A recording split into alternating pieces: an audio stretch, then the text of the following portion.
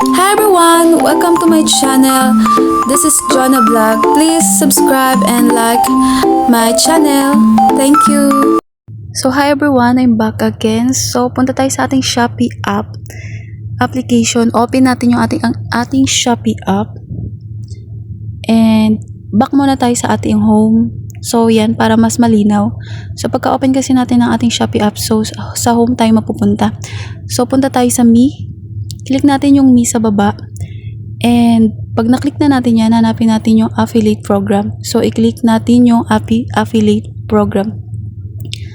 And pagkatapos nyan, click natin yung income sa baba. Yung $sign. Yan, click natin yan. And ayan yung makikita natin. So may isa ako dyan, dalawa ko dyan pending. Yung isa parang may ano pa, yan yung nasa taas. So, click yung nasa babang pending. So, yan yung makikita ko. Nag-iintay na lang ako na ma-paid yan. So, na-acknowledge ko na yan. So, yan yung makikita nyo pag na-acknowledge na.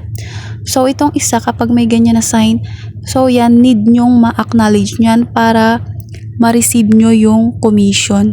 So, ayan, click nyo lang yung pending, acknowledge, and click nyo yung acknowledge sa baba. Tapos, syempre, click nyo yung confirm. Yan. And yan na yung lalabas. Na acknowledge tapos may check na green.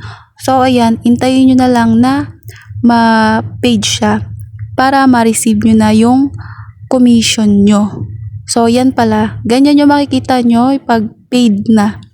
Pag na-paid na kayo sa inyong commission at mag-i-email din pala yan sa inyong email account.